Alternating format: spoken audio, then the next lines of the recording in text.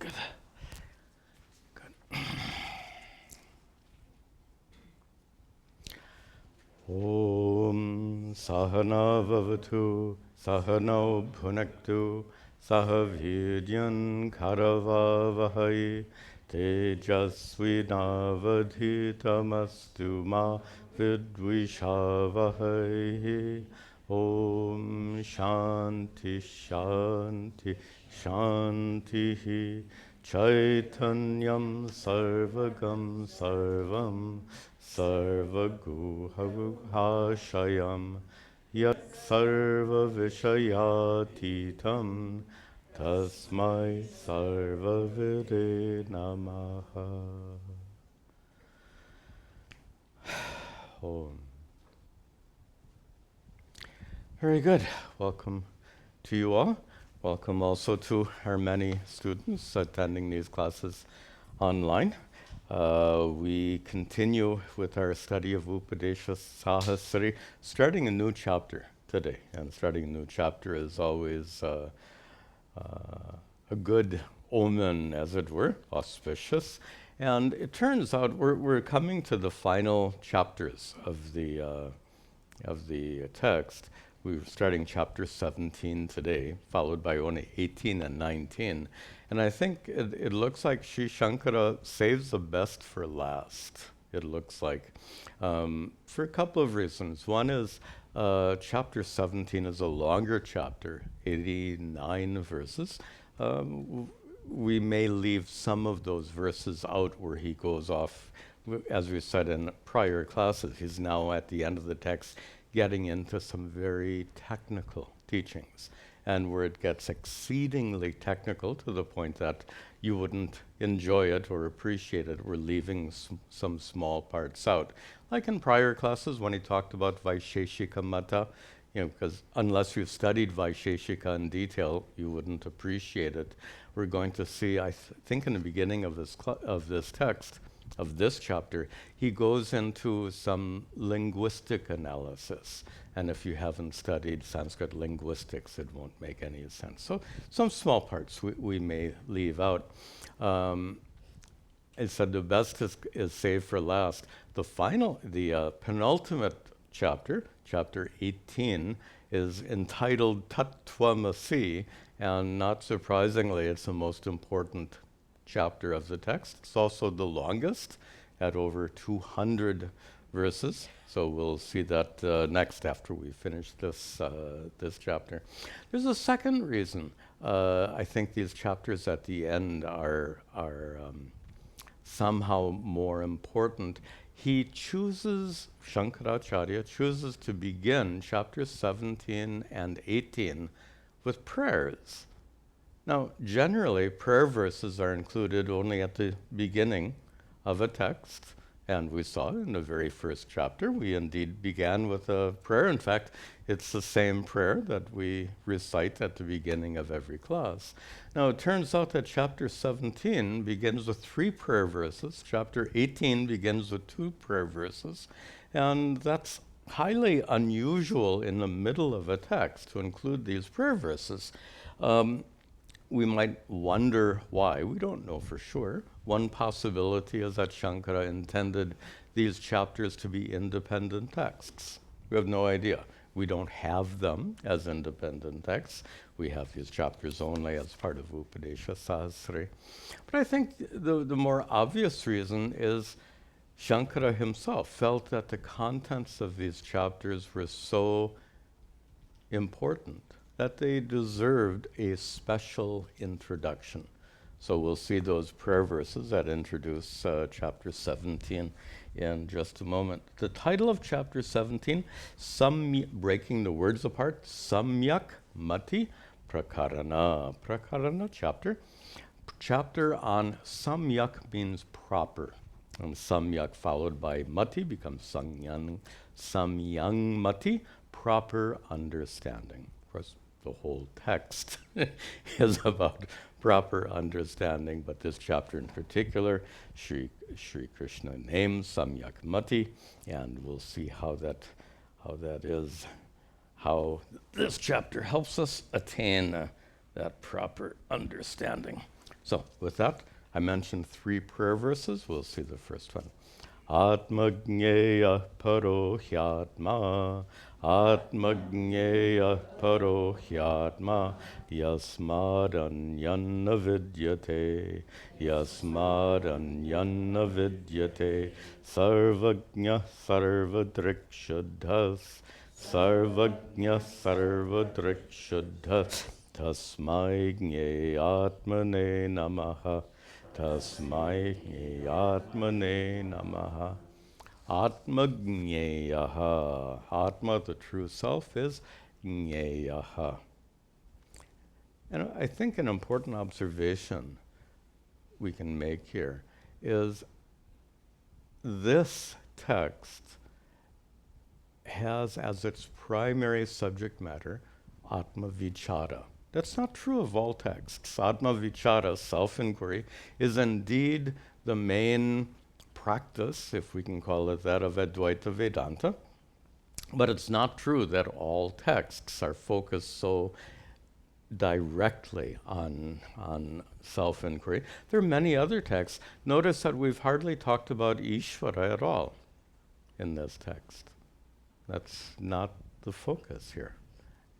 Shankara talks extensively about Ishvara elsewhere, but not here. Or about cosmology. How did the world come into existence? How did the elements come into existence? These are important Vedantic texts, but their absence in this text is significant. This whole text is really focused on atma-vichara, and the benefit for us is that's really the essence of what Vedanta is about. So he says, to start this chapter, atma-gneyaha, that true self is to be known, and not known in an academic or abstract way. It's to be personally discovered. We use that word knowledge because there's no better word, but too often, knowledge means, especially in modern times, knowledge means information. And as I've said several times in this very class, if you come here to collect information about what Shankara teaches in Upadesha Sahasri, you're wasting your time. There's a lot of information in this text, but if you leave this lecture hall only with information, we've wasted our time. Either I have not made my point very clearly, or you haven't been listening with the right orientation. Our goal is not to learn what Shankara teaches in chapter 17. Our goal is to use Shankara's teachings in chapter 17 to further our own process of atma-vichara, self-inquiry. Yeah, so atma-gneyaha, referring to that process of self-inquiry, and why he, you see that he, atma, he, because atma is paraha, atma is the ultimate reality. Atma is, actually backing up a little bit, atma is gneya, to be known, because that process of self-inquiry culminates in freedom from suffering. We land on this particular point again and again because it's so important to differentiate Vedanta as not being a philosophy, a philosophical teaching. In philosophical teachings, you're meant to understand the concepts, right? Philosophy teaches concepts, ideas. And your job as a budding philosopher is to grasp those concepts. If you grasp the concepts of Vedanta, as we said before, you're wasting your time. These teachings are meant to lead you to a discovery that culminates in freedom from suffering. Will studying any philosophy lead to freedom from suffering? Allow me to make a bad joke. I studied a lot of Western philosophy. It made me suffer. I at one point I really wanted to understand the teachings of Immanuel Kant, one of the great teachers in Western philosophy. Oh man, gives you headaches, gives me headaches. Anyway, so in my case, studying philosophy led to suffering just to make the distinction. So Kant's concepts are brilliant. There's no one like him in the history of Western philosophy, but if I were to have mastered the teachings of Immanuel Kant, how would that have helped me in terms of the quality of my life? Not at all. I would still continue suffering. So, atma-gneyaha, Atma is to be known, he, because atma-paraha. Atma is the ultimate reality, the supreme reality, and the next two verses explain in what way is Atma is the ultimate reality, because Atma is yasmat in the second line, yasmat anyat na vidyate, the one from whom nothing else exists, nothing is separate. And here it's best to take it in terms of your own experience. Everything you experience is in the forms of thoughts, emotions, perceptions, everything you see, hear, taste, smell, and touch.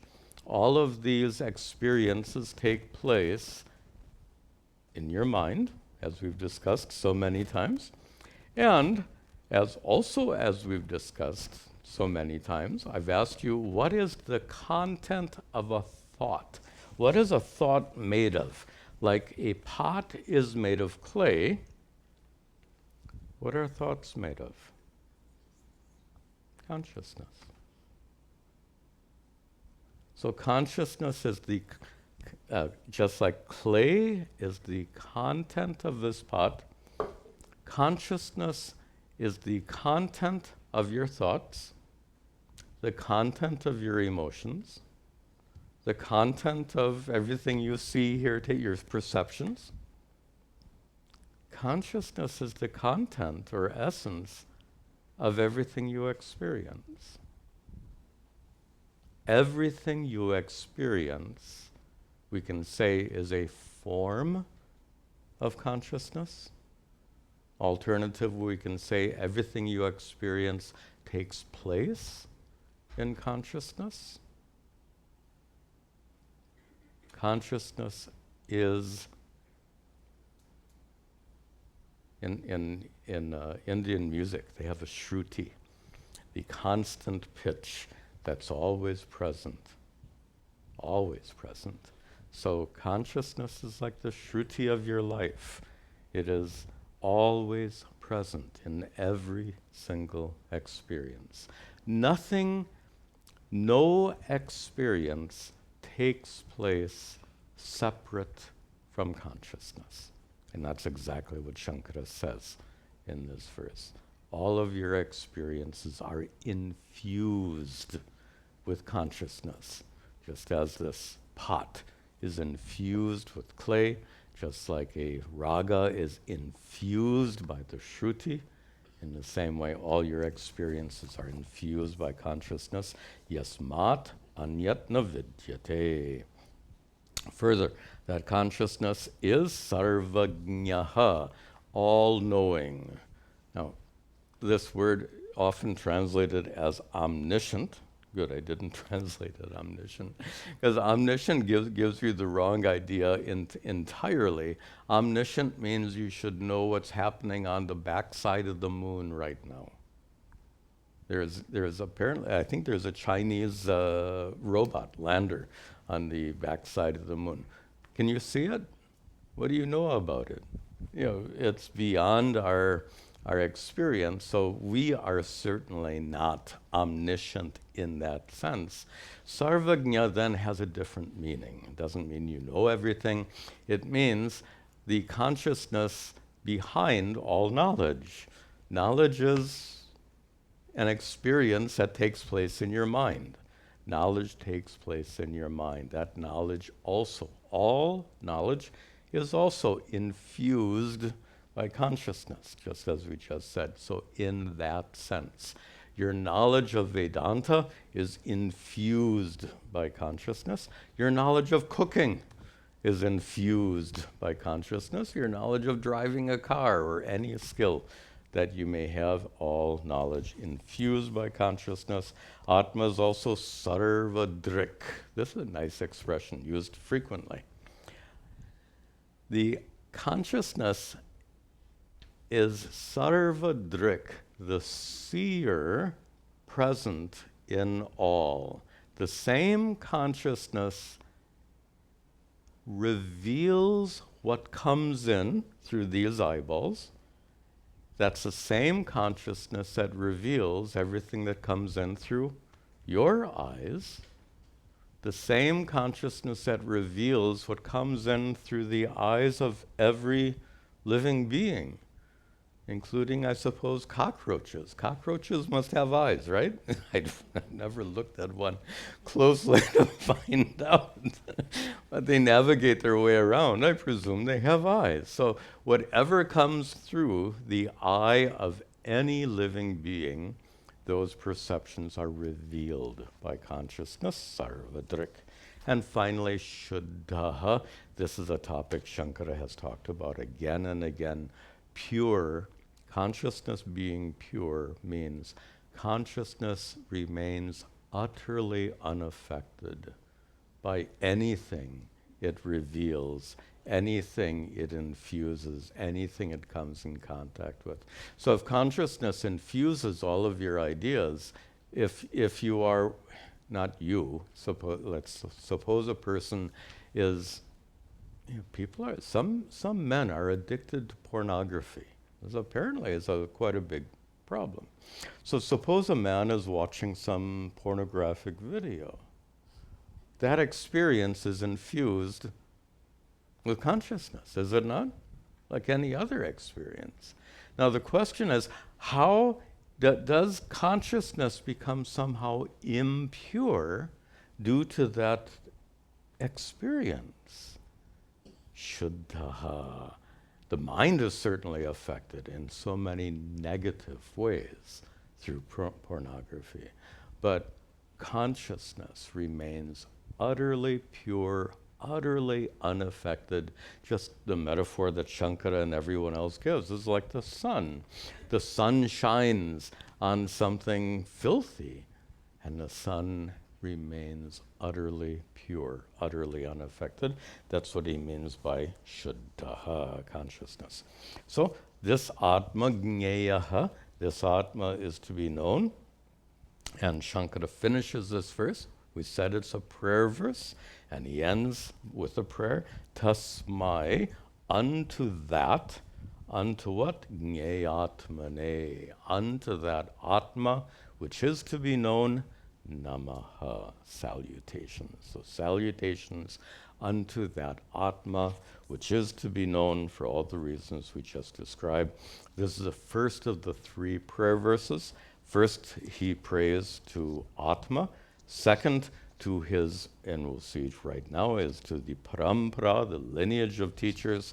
And the third is to one's own guru. So atma, guru parampara, and then one's own guru. Let's continue. Then,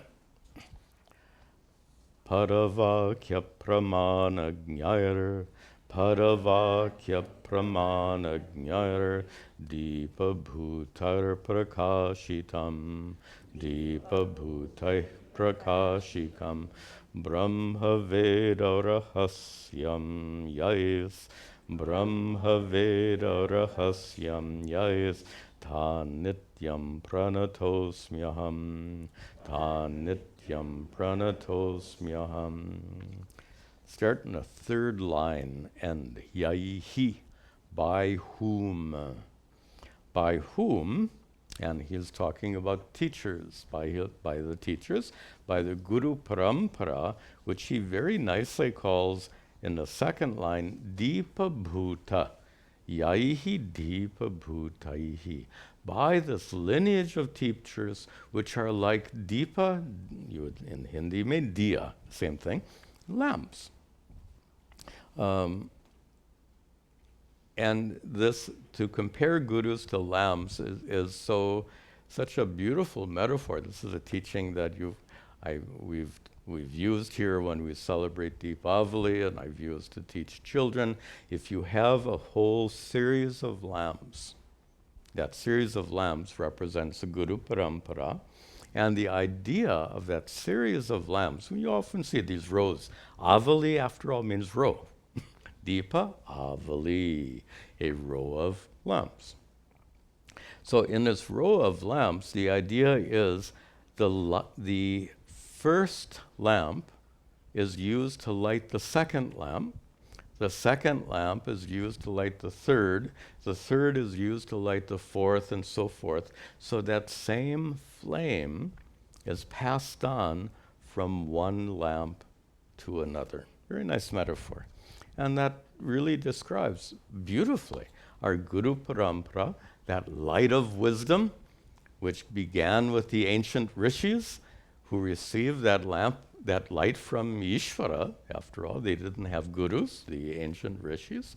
So the rishis, having received that light of wisdom from Ishvara himself, then pass on that light of wisdom first to their own family members, who are also rishis, and then through the ages, through the series of gurus up to Shankara, and then from Shankara again through the series of teachers up to our own lineage, up to our own current teacher. Sada Shiva Samarambam, we begin each class with, and that really recognizes in the same way that Guru Paramparam. So here, Deepa Bhuta, that lineage of teachers compared to this line of, or row of lamps. And through this lineage of teachers, prakashitam, something was illumined. After all, the purpose of a lamp is not just to burn, silly. The purpose of a lamp is to burn up your oil. Huh? Can't be. The purpose of that lamp is to cast light. So, prakashikam, this row of lamps, the gurus, light up what? Third line, Brahma. They reveal Brahma, which is Veda Rahasyam, the secret, the highest teaching of the Vedas.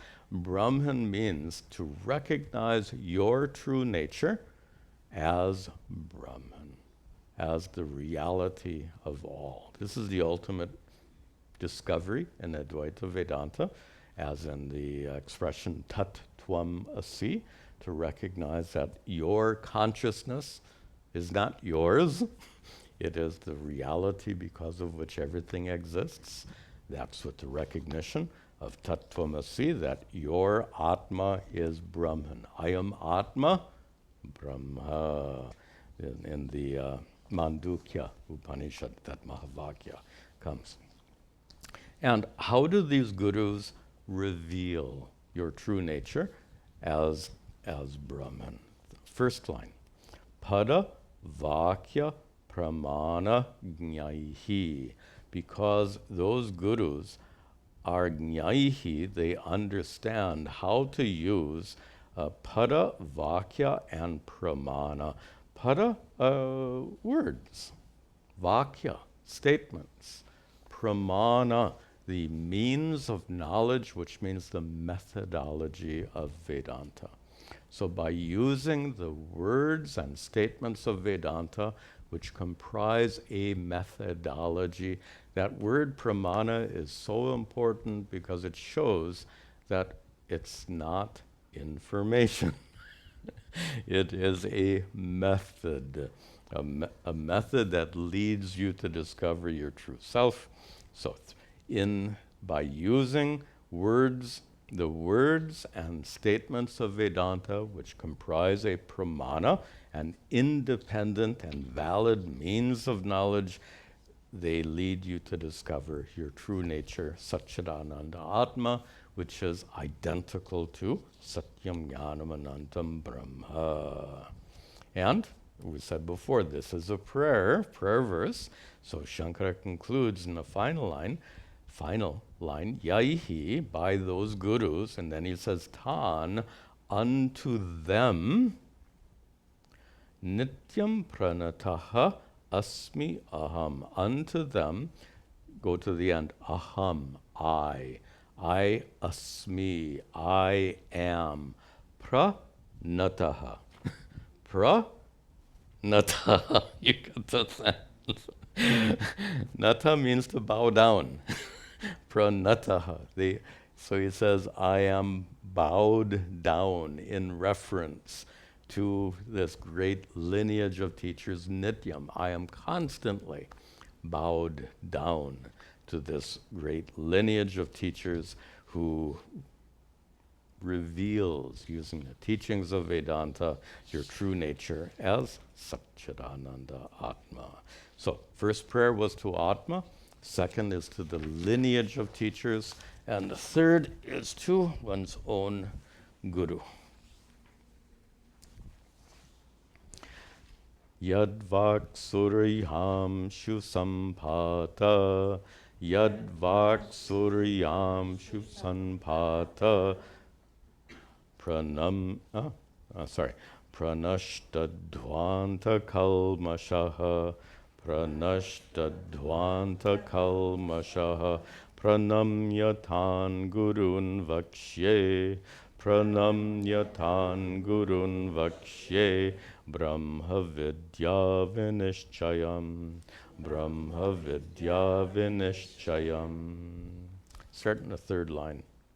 Pranamya. In fact, same as pranashta. No, I'm sorry. What was that? Pranataha. Nam. The root nam means to bend. Namate. A branch bends in the wind. So that also then means here to bow.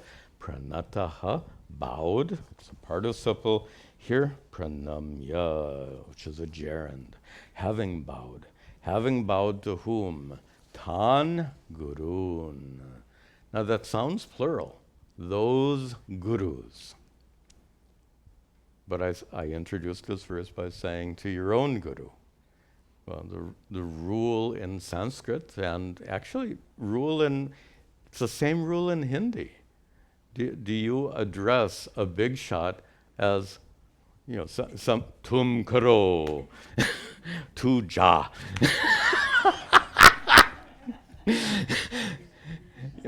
So in Hindi, there's a respectful form, aap. Aap kya kahenge? You very politely. So this idea, English is English is English. We don't have any respectful forms in English. Hey, you. But not just in Hindi and Sanskrit, I think in many other languages we have these respectful forms. So here in Sanskrit, to address your guru respectfully, as a minimum, it has to be plural in number. So just as op is actually a plural pronoun. So it doesn't necessarily mean you as an individual. It can also mean all of you. So plural is used here. So pranamya, I bow to, having bowed to, tan gurun. Not many, one, my guru. Having bowed to my guru, now go, what about that guru? Beautiful expression he gives. Yad vakya suryamsha sampata pranashta dvanta kalmashaha, which is one word.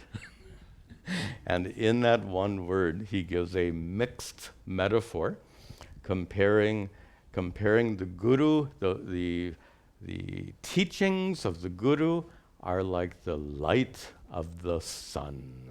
This is a mixed metaphor given in this metaphor, in this one word. He says, Yad Vakya, the gurus, I bow to my guru, Yat Vakya, whose teachings are like Surya Amshu, the rays of the sun. The rays of the sun, which sampata, fall. They are emitted. They fall upon the darkness, and pranashta dvanta. that dvanta, that darkness, is pranashta, destroyed by the sampata, the falling of the suryamshu, the rays of the sun.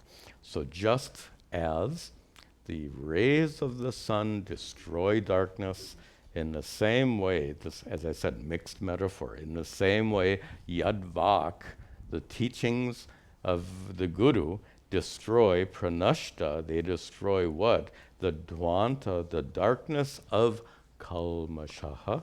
Kalmasha can mean any defect or impurity. Here it means ignorance. The Guru's teachings destroy the darkness of ignorance in this mixed metaphor. So, pranamyatan gurun, I bow to that Guru who destroys ignorance like the sun destroys darkness. Now, having concluded the third prayer at that point, remember, a verse is not a sentence. Sentences can begin and end within a verse. Sentences can carry over from one verse to the other. So here the sentence ends, Tan Gurun. Next sentence, Vakshye, I will teach you, whoever is reading this text. Interesting. Shankara is addressing us here personally. From 1200 years ago, he reaches out to us in modern times and says, Vakshye, future tense, I will teach. And sure enough, here he is, 1200 years later, he is teaching us. And what is he going to teach us? Brahma vidya vinishchayam. The vinishchayam, the well-ascertained teachings of Brahma vidya, knowledge of Brahman. So, this is the third of the three prayers. Shankara introduces the subject matter, which begins with the fourth verse. Atma-labhat paro nat. No. There's a typo here. I think it should be nanyo. Yeah. Okay, sorry. Atma-labhat paro nanyo. Atma-labhat paro nanyo. Labha kaschana vidyate. Labha kaschana vidyate. Yarartha vedavarascha. Yarartha vedavarascha. Smartascha pituyah kriyaha. Smartascha pituyah kriyaha. Another typo. Kriya didn't turn out right. Okay. Anyway, we can manage. Atma-labhat paraha. Paraha, here that which is beyond or better than Atma-labhat. Labhat, the attainment, the ascertainment. So that which is superior to the acquisition of Atma. Acquisition of Atma means discovering Atma. You already are that Atma. You don't get that Atma. So acquisition here means Atma Jnanam, knowledge of that Atma, discovery of that Atma. Atma-labhat paraha, anything better or superior to gaining that Atma, na anyaha kaschana labha vidyate. Na anyaha na kaschana labha vidyate. So you know that verses are verses generally don't follow prose order. The order of the words gets mixed up to meet the requirements of the meter. So na kaschana, na anya kaschana labha vidyate.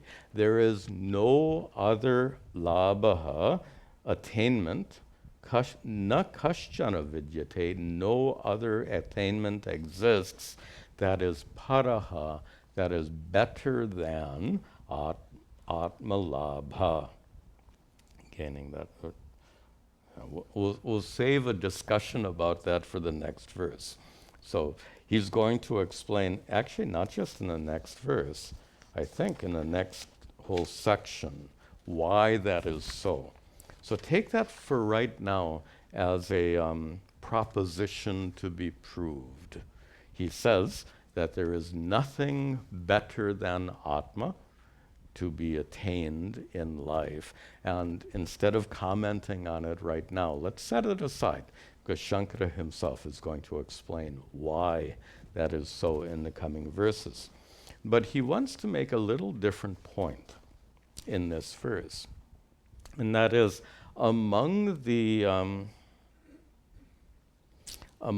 traditional schools of thought in ancient India, along with Vedanta, there was another school of thought known as karma mimamsa. Karma mimamsa is a school of thought focused on the Vedas, as there are 6 traditional schools of thought in ancient times. All of them were focused on the Vedas. What was unique about this, and they include Vedanta. Vedanta is one of those 6. What's unique about this school of thought known as Karma Mimamsa, though, is they focused on the rituals taught in the Vedas, and they said that the most important part of the Vedas are these rituals. Most of you know that the Vedas can be loosely divided into 2 parts, Karma Kanda and Jnana Kanda. Although if I want to be visual about it, we would say Karma Kanda and Jnana Kanda, because the Jnana Kanda is very small in terms of length compared to the Karma Kanda. So the amount of the Vedas dedicated to rituals is much larger. This Jnana Kanda, which comes at the end of the Vedas, we call them Upanishads. That's where the word Vedanta comes, because they come at the end of the Vedas. So this is the focus of this karma mimamsa is to focus, wouldn't you think, you focus on the bigger part. If you didn't know anything about Vedanta and you lived in ancient times, you'd see that the Vedas were mostly focused on rituals, and they just had this little bit hanging on the end, almost as an afterthought. And you might think, what is that? Why should I bother with that? And that's kind of the approach of the Karma Mimamsakas.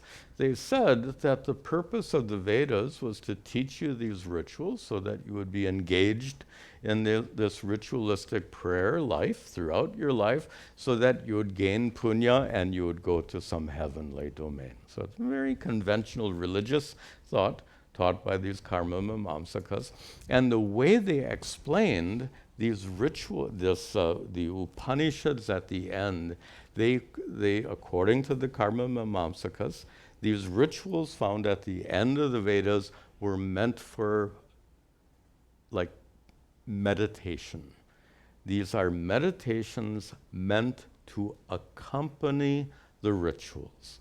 So while you're doing these rituals, you can meditate Tattvamasi, you can meditate Ayam Atma Brahma, you can meditate on these teachings of the Upanishads, which are meant to enhance the power of the rituals described in the first part of the Vedas. That is the position of the school of thought called Karma Mimamsa. Karma here means rituals. Mimamsa, analysis. So this school is called Karma Mimamsa. Vedanta can be called Jnana Mimamsa, an analysis of the knowledge portion of the Vedas. So if the Karma Mimamsas look at the rituals as being most important, certainly they're the larger part of it, and they say that the teachings of the Upanishads are meant for enhancing. You're supposed to meditate on those teachings to enhance the power of the rituals. Then how does Vedanta take it? Vedanta, in fact, they've turned it around, horse and cart. For the karma mamamsakas, the rituals are primary and the Upanishads are secondary.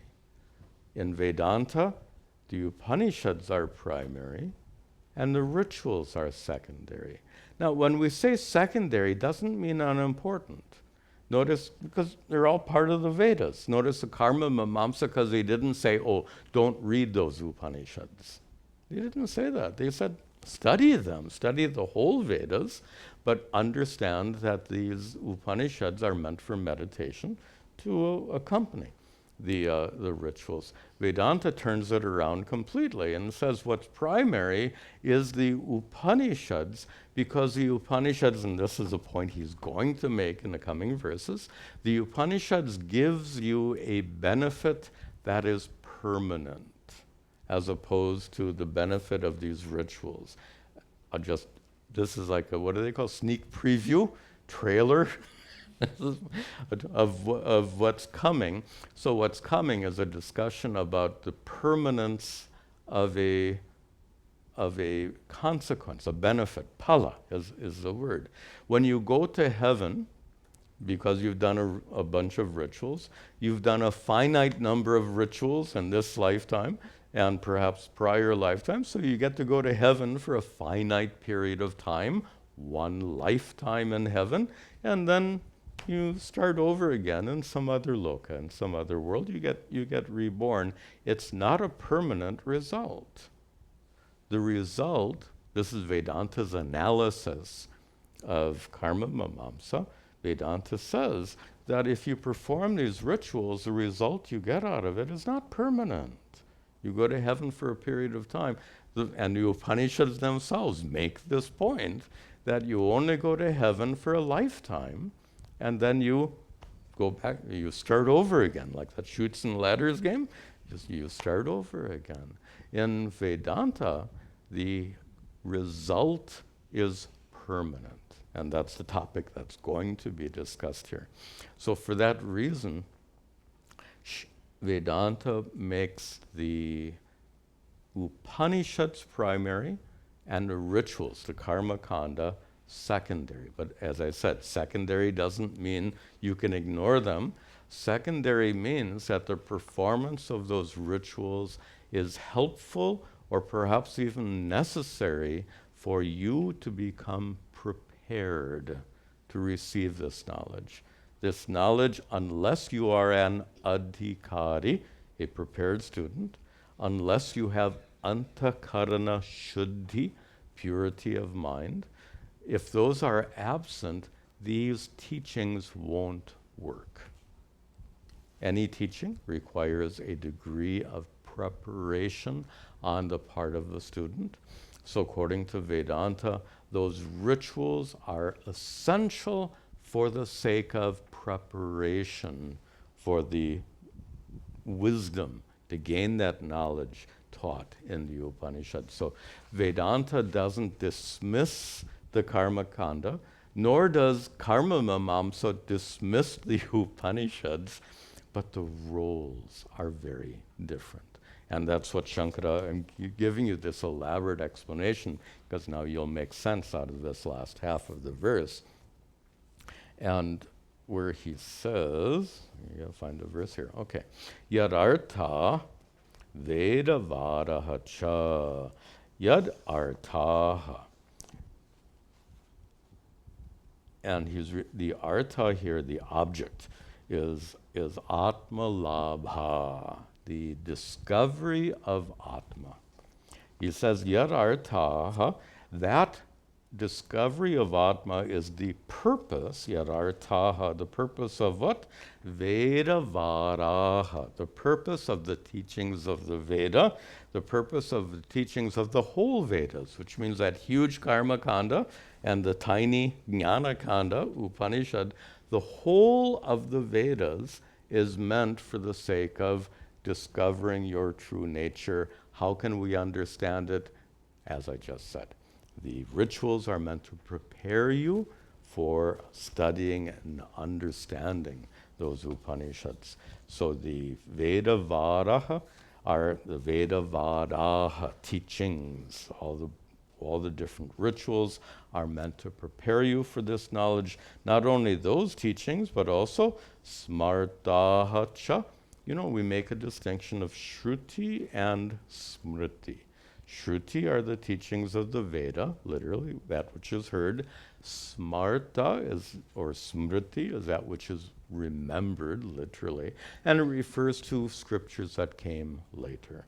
Scriptures that came later would include the Puranas, would include the epics, Mahabharata, Ramayana, and would even include Upadesha Sahasri and all these great texts. So, yadartaha, for the sake of discovering your true nature as sat-chit-ananda atma, Veda Vadaha, we have the teachings of the Vedas, including the rituals.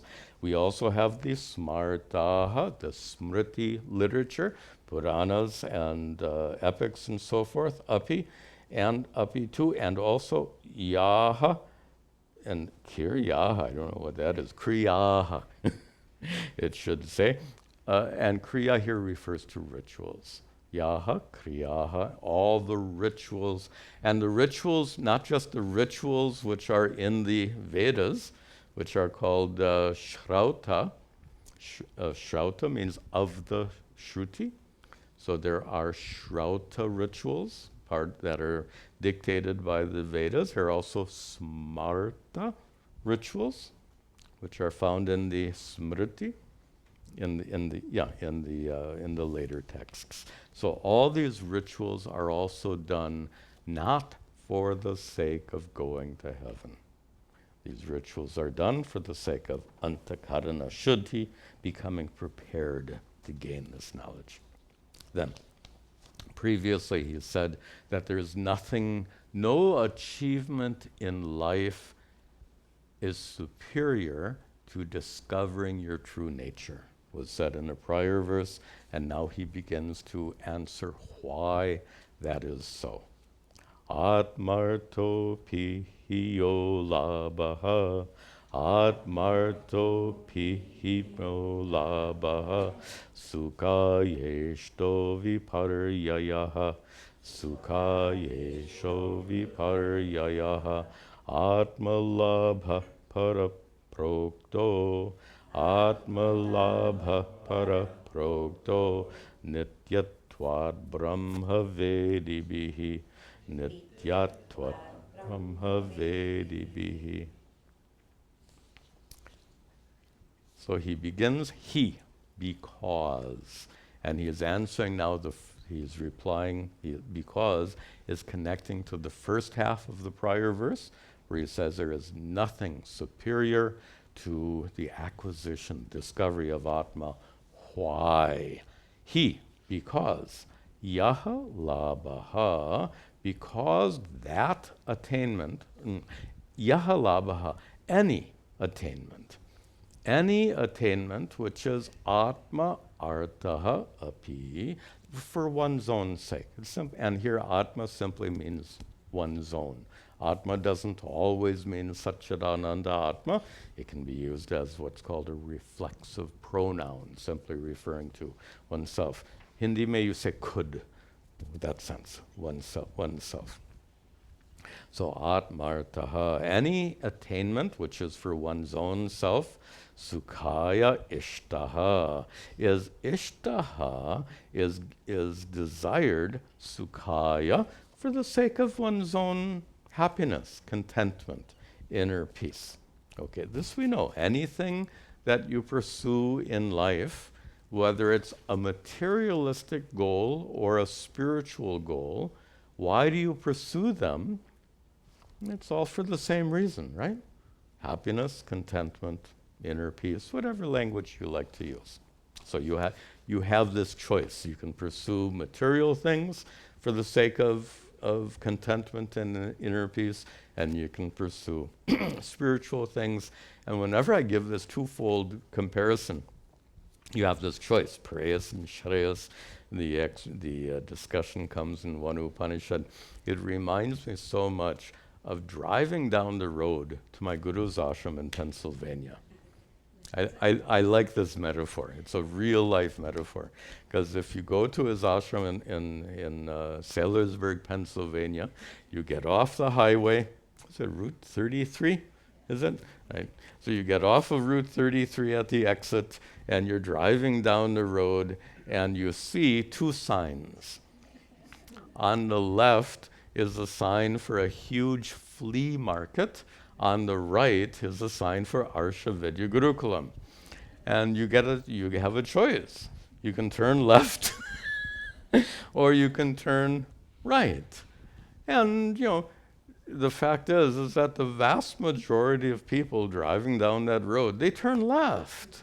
Very few people turn right into the campus of the Gurukulam. It's we pursue in life whatever we think will make us happy, and spiritual growth is no different. Why do we why we pursue what we find most valuable in life as a general principle. Some people are more drawn to. By the way, what do you find in a flea market is just junk. Instead of throwing things away, they bring it to the flea market and try to sell it to you for $1 or $2. That way you dispose of their garbage very nicely. And you turn right, though, and you get Brahma Vidya, which is invaluable. You can't put a price tag on it. But now here Shankara begins his discussion here. His first observation is that whatever, and sukhaya ishtaha, with that expression, he's really referring to material gains. He's referring to material pursuits. Sukhaya ishtaha. Because it's not, your goal is sukha, happiness. Your goal is not atma. So he's comparing atma labha and sukha labha. Atma labha, discovery of your true nature. Sukha labha is what you get in the flea market. By the way, what you get, the thing that everyone loves in that, this is Pennsylvania. In Pennsylvania, they have some kind of donut or pastry that's very famous. So I think that's why people go there. They enjoy this donut, probably has 800 calories in a single donut. But people love that, so they go there. Sukha ishta, sukhaya ishta. You gain that donut through material. Look what I've just done. All material enjoyments are like donuts. Why? Viparyayaha. This is Shankara's observation. He says, you go for it for the sake of happiness, but what you get is viparyayaha, ulta, you would say. You get the opposite result.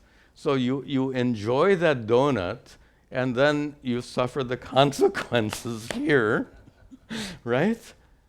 Or what Shankara is actually referring to is much more profound. We'll end with this observation and then pick up this thought in our next class. His observation is this. When you're eating that donut, you enjoy it. And then it's over. No more donut. And you're already full, so you're not going to get another donut. That enjoyment comes to an end. Which means there's a philosophical point to see here. All worldly happiness leads to the opposite, viparyaya, because it has an end. All worldly happiness, you enjoy something and then it's over. And when it's over, it's gone. the happiness is gone. And over doesn't necessarily mean it's gone.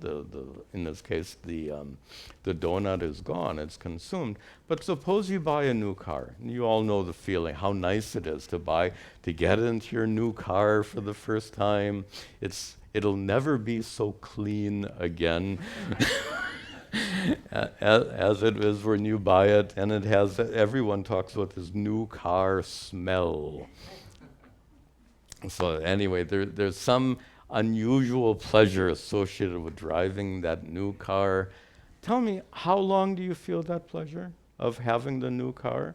After you've had it a couple of months, it's not a new car anymore. It's just a car.